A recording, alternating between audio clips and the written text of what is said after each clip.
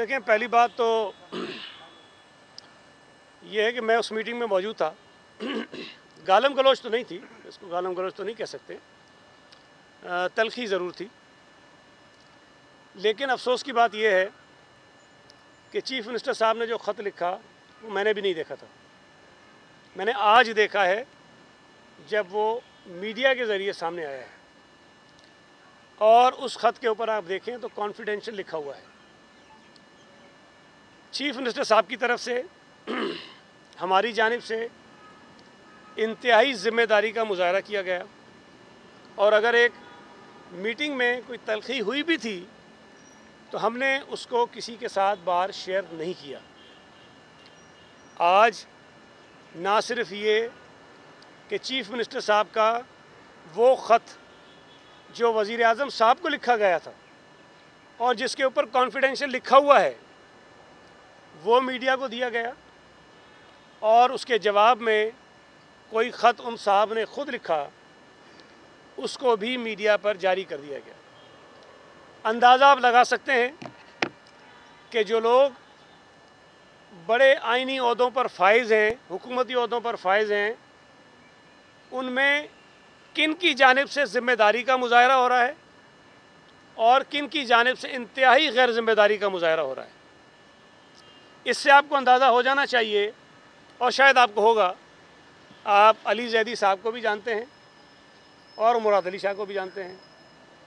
मुराद अली शाह साहब की जो सियासी मैच्योरिटी आप उससे भी वाकिफ़ हैं, और अली जैदी साहब की जो सियासी इमेच्योरिटी है आप उससे भी वाकिफ़ हैं। तो मैं ये समझता हूँ कि ये बहुत ही अफसोस की बात है कि एक वफाकी वज़ीर, बल्कि शायद इससे ज़्यादा अफसोस की बात तो ये है कि वज़ीर आज़म साहब को जो ख़त लिखा गया वो ख़त कैसे किसी और के हाथ लगा और फिर वो ख़त कैसे मीडिया को जारी हुआ। मैं आपको हल्फन कह रहा हूँ कि वो ख़त मैंने भी अभी से पहले नहीं देखा था। मुझे ये ज़रूर पता था कि तलखी हुई, और इसमें भी मुझे ये आपको बताने की ज़रूरत नहीं है कि ये किसकी वजह से हुई होगी, कौन ऐसी हरकतें करता है। वजह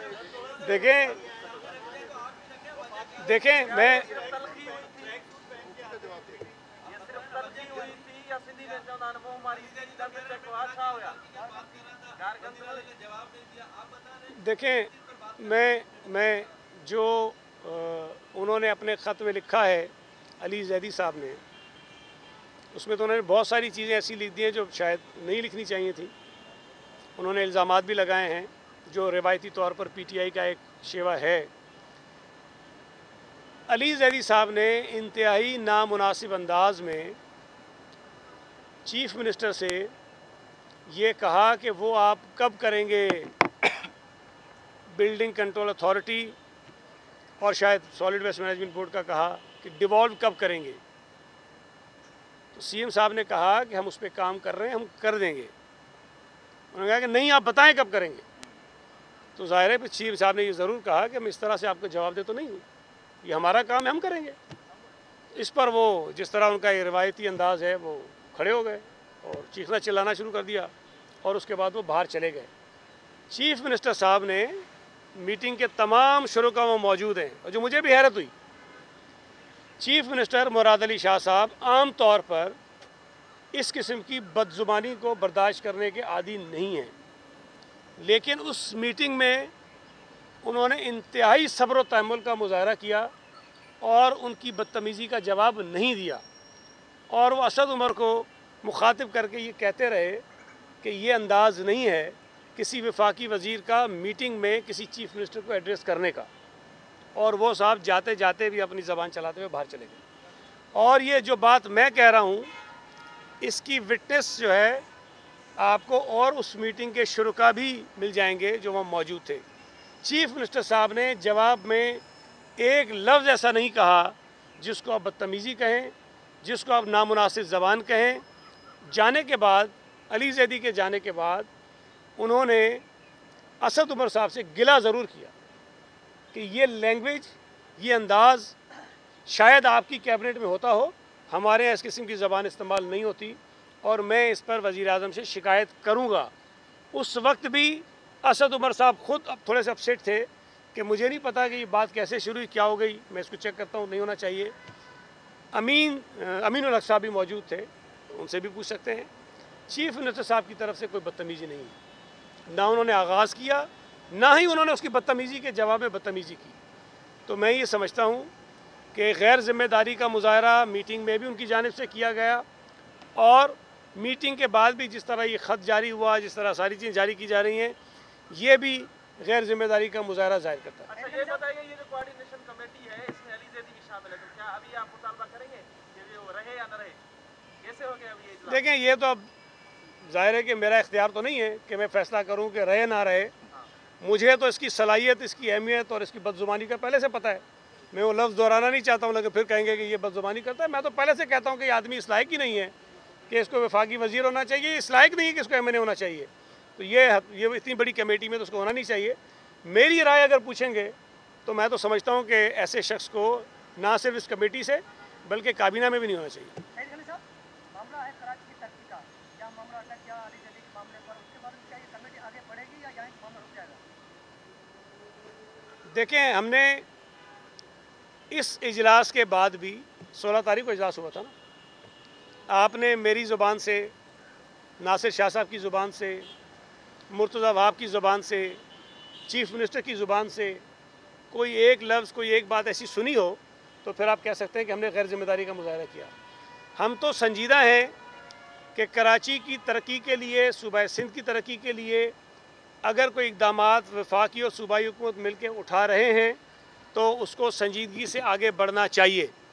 लेकिन इसका मतलब ये नहीं है कि कोई एक, फिर मेरी ज़बान पे लफ्ज़ आता है कि ऐसा वज़ीर जो है वो ऐसे अमल को सबोटेज करे, सिर्फ अपनी ज़ाती एरोगेंस की बुनियाद पर, अपने तकब्बुर की वजह से और अपनी नाअहली को छुपाने की वजह से जो अपने आप को दिखाते हैं, ओवर स्मार्ट बनने की कोशिश करते हैं, उसकी बिना पर अगर इस अमल को नुकसान पहुंचा है, अगर जो ये कहते हैं, या पहुंचने का इम्कान है, तो उसकी ज़िम्मेदारी भी इस किस्म के गैर ज़िम्मेदारी रखने वाले, गैर ज़िम्मेदाराना रवैया रखने वाले वज़ीर की वजह से होगा।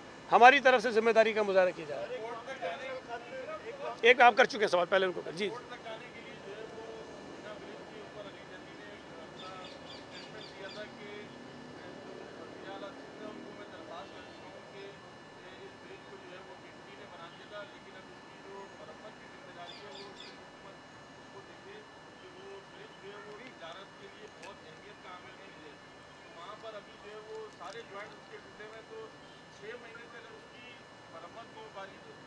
देखें, आप अभी एक और उस छोटे इशू में चले गए। एक सेकंड देखें, शहर कराची में बहुत सारे इदारे हैं जिनकी अपनी अपनी जुरिस्डिक्शंस हैं।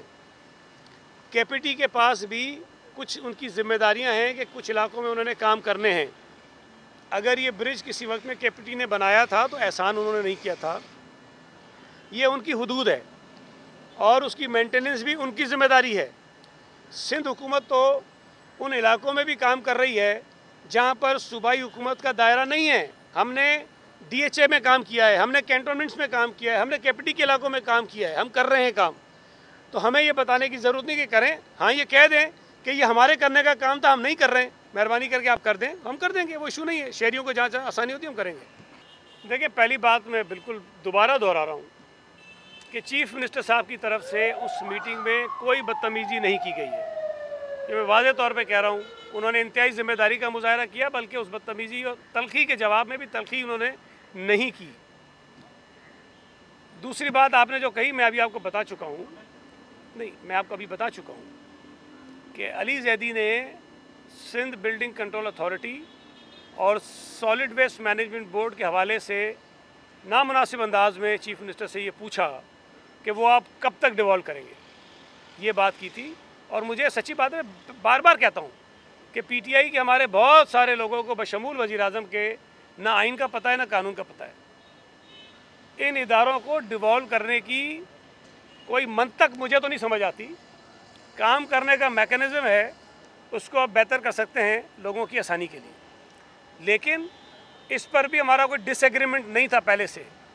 और चीफ़ मिनिस्टर साहब ने यही कहा कि उस पर हमें बहुत सारा काम करना है, कवानीन में तब्दीली करनी है, हम उस पर काम कर रहे हैं। ये नहीं कहा कि जी हम नहीं करेंगे, उन्होंने कहा हम काम कर रहे हैं बेहतरी के लिए। लेकिन ज़ाहिर है कि चीफ मिनिस्टर से या सूबाई हुकूमत से कोई शख्स गन पॉइंट पर तो काम नहीं कराना चाहता। अगर हम आज कहते हैं कि हम नहीं करते हैं, हमारी मर्जी जिस तरह मुनासिब समझेंगे करेंगे, तो कोई क्या कर लेगा हमें? कोई जबर हमारे ऊपर नहीं है, कोई ज़बरदस्ती हमारे साथ नहीं कर सकता। जनाब, ये कॉन्फिडेंशियल खत था जिसे आउट किया गया, इस हवाले से इनके खिलाफ कार्रवाई का मुतालबा वज़ीर आज़म से करेंगे। और कैसे ही वज़ीर आज़म की जानिब से कोई रिप्लाई नहीं आया, अली ज़ैदी साहब जिनके खिलाफ खत लिखा गया वो रिप्लाई दे रहे हैं इसका। मैं आपसे यही तो अर्ज़ कर रहा हूँ मेरे भाई कि चीफ मिनिस्टर ने एक ख़त लिखा प्राइम मिनिस्टर को, और खुफिया ख़त है वो, मैंने नहीं देखा, मुझे नहीं पता उसके अंदर क्या लिखा था। मैंने आज देखा जब वो मीडिया पे रिलीज़ हुआ है। तो अगर वो ख़त वज़ीर आज़म को लिखा गया तो लीक फिर ज़ाहिर है कि आपने तो नहीं किया ना, मैंने तो नहीं किया ना, जिन्होंने लीक किया हम उन्हीं से कहें कि कार्रवाई करो। तो बहरहाल ये गैर ज़िम्मेदारी है, इसका आप खुद अंदाज़ा लगा लें कि किस सतह की इमेच्योरिटी जो है इस हुकूमत में है। थैंक यू जी। YouTube पर गुगली टीवी देखने के लिए youtube.com की सर्च बार में गुगली टीवी टाइप करें। गुगली टीवी के पेज पर सुर्ख रंग के सब्सक्रिप्शन वाले बटन पर क्लिक करना ना भूलिए। YouTube पर अपलोड होने वाली वीडियो से बाखबर रहने के लिए बेल आइकॉन पर क्लिक कीजिए। आपको हर नई आने वाली वीडियो के बारे में नोटिफिकेशन मौसूल हो जाएगा।